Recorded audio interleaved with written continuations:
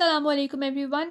Welcome to Ordinary Days, and in this video we will discuss the content of the oral cavity, and there is only one content, and that content is the tongue. So tongue is a muscular organ which is made up of a skeletal muscle, different type of skeletal muscles, and it is located in the floor of the mouth. Its functions, they are taste, speech, chewing, deglutition or swallowing, and cleansing of the mouth. Now parts of the tongue, it has a root, it has a body, it has a tip. So if you look at like this, it has a root, a body in between, and there is a tip. Now this body, it has a dorsal surface which is superior surface, and there is a ventral surface which is the inferior surface. Inferior surface is only in the oral part, like it is in the oral part only, whereas this posterior part, it has the dorsum as well as the ventral region. The ventral region or the inferior part, it is present only in the oral region, whereas in the pharyngeal region there is no inferior surface. But the dorsum, which is the superior surface of the tongue, it is present anteriorly as well posteriorly. So it is having oral portion and pharyngeal portion both. Now we will talk about firstly the root of the tongue. So now root of the tongue, it has attachments. Above, it is attached to soft palate and styloid process. So if you have the tongue like this, so it has above attachment to SS, soft palate and the styloid process, and inferiorly it is attached to HM, that is hyoid bone and the mandible bone. So superiorly SS, soft palate and styloid, and inferiorly HM, that is hyoid bone and mandible, and between the hyoid bone and mandible we have geniohyoid and mylohyoid muscles. So now these attachments of the tongue, they do not allow the tongue to be swallowed while swallowing. Okay. So now we have the tip of the tongue, which is the anterior free end of the tongue.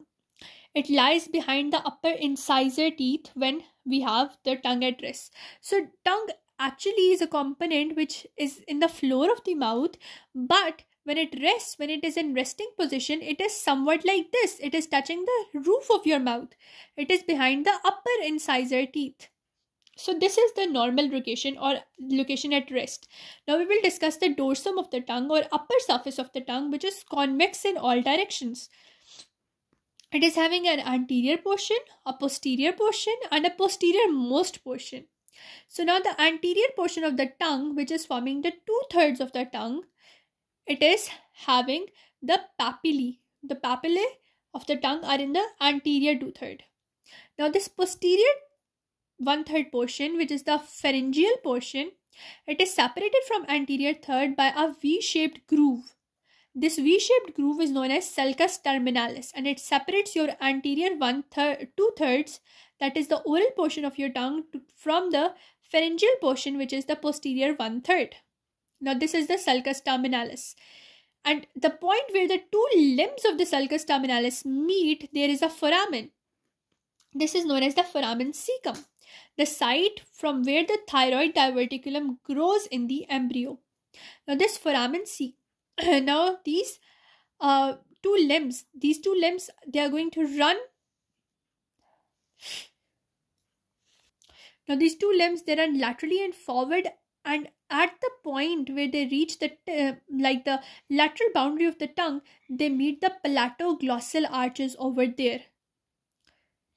So as when we were discussing the palatoglossus muscle, and I told you that it has its insertion at the junction of the anterior and posterior parts, so this arch is also going to have its insertion or its attachment to these parts of the limb that are the sulcus terminalis limbs, and at that portion you have your palatoglossal arches.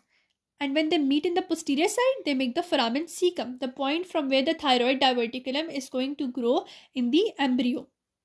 So now we have the oral or papillary part of the tongue. As you know, the anterior 2/3 of the tongue, it is known as the oral or papillary part of the tongue. It is located in the floor of the mouth. It has free margins, and these free margins are in contact with gums and teeth. When you, if you close your mouth and touch your gum and teeth, which portion of your tongue is touching your gums and teeth? That free portion is the oral or papillary portion.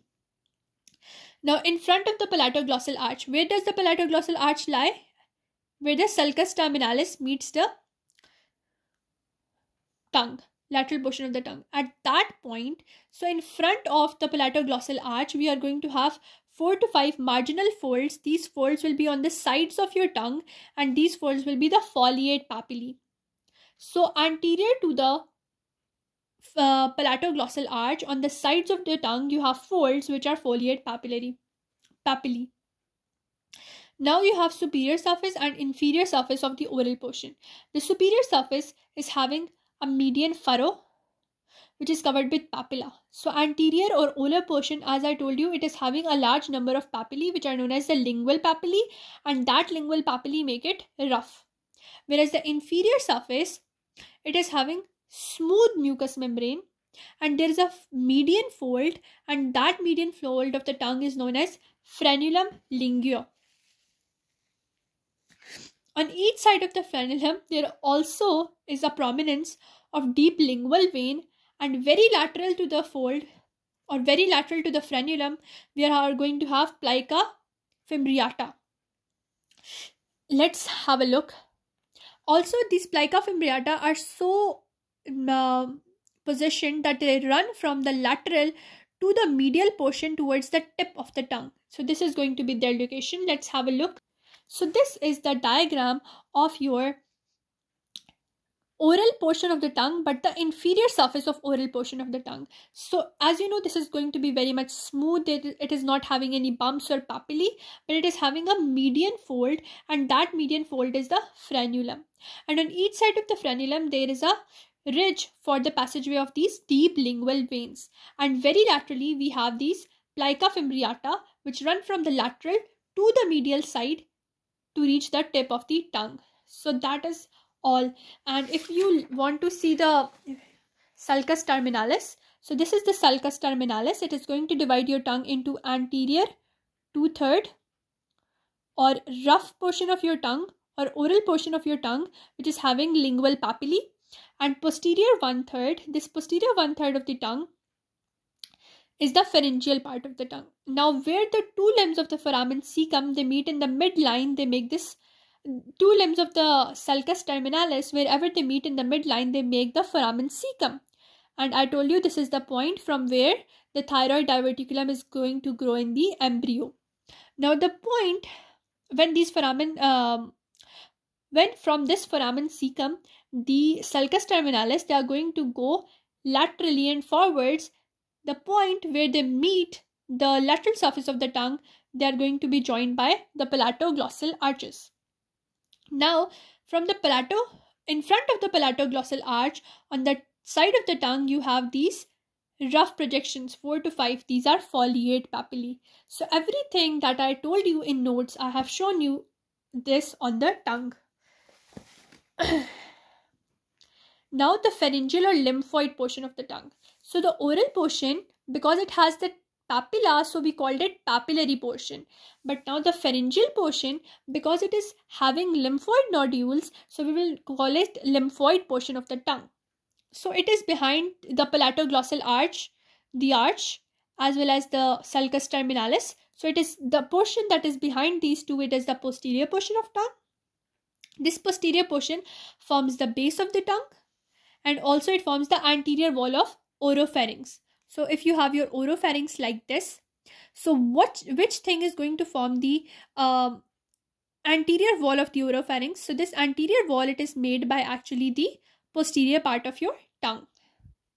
Now mucous membrane, as you know, the mucous membrane of the pharyngeal part, the posterior part, has no papillae, but instead of papillae, it has lymphoid follicles.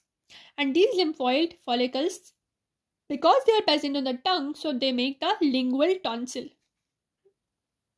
Also, it has a large number of mucus glands which are also present there. No papillae, but there are mucus glands and there are lingual tonsils.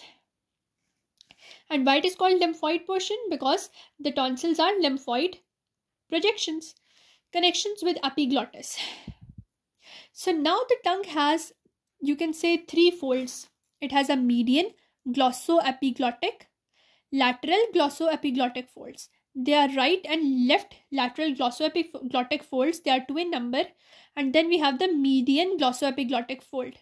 Glosso comes from tongue, epiglottic from epiglottis. So these folds, they are going to connect your gloss or your tongue to the epiglottis, that is also an organ. And the gap between the median glossoepiglottic and lateral glossoepiglottic fold is the valleculae, whereas this lateral glossoepiglottic fold is going to separate your valleculae from the piriform fossa. So if this is the piriform fossa, so your lateral glossoepiglottic fold is going to separate your valleculae from this piriform fossa. So let's have a look at these as well. So in this diagram, you can see you have this median glossoepiglottic fold and 2 right and left lateral glossoepiglottic folds. These lateral glossoepiglottic folds and median, they have this separation, and this separation is known as valleculae, whereas this lateral glossoepiglottic fold is going to separate your valleculae from your piriform fossa. And also this is the posterior portion of the tongue, and you can see it is being separated by the means of sulcus terminalis and the palatoglossal arch, and it has no papillae, but it has lymphoid follicles, which are the lingual tonsil. Also, it has a large number of mucosal glands as well. Now let's discuss the clinical anatomy related to the tongue. First of all is glossitis. Glossitis is generalized ulceration of your mouth cavity, or you can call it stomatitis. And in certain anemias, tongue becomes smooth. Why does it become smooth when it is supposed to be rough? Because of atrophy of the filiform papillae. In certain next videos, we will discuss all the types of papillae, but you should know that in certain anemias, the filiform papillae atrophy, that is why the tongue becomes smooth. What is the cause of acute glossitis or ulceration of your tongue? It can be the presence of rich network of lymphatics as well as loose areolar tissue. So why is glossitis more common in the tongue, or ulceration more common? Because of presence of loose areolar connective tissue and because of presence of rich network of lymphatics. Areola, lymphatics. Now, when you're going to observe the jaundice as on a patient as a doctor, you're going to view 2 things. One is you're going to dip down the eye and see the bulbar conjunctiva, and the other one is you are going to ask the patient to pull their tongue out and show the inferior surface of tongue. So these 2 things will help you to diagnose jaundice in a patient without any test, even because the jaundice shows yellow discoloration of the bulbar conjunctiva and the inferior surface of tongue. Now you have lingual tonsil. As I told you, on the posterior 1/3 of the tongue, you have a large number of tonsils. These tonsils, they are part of Waldeyer ring, and they are the lingual tonsil. What happens in unconscious patient? In unconscious patient, their tongue is going to fall backwards, and that tongue is going to obstruct the air passageway. So there are 3 ways by which you can prevent the obstruction.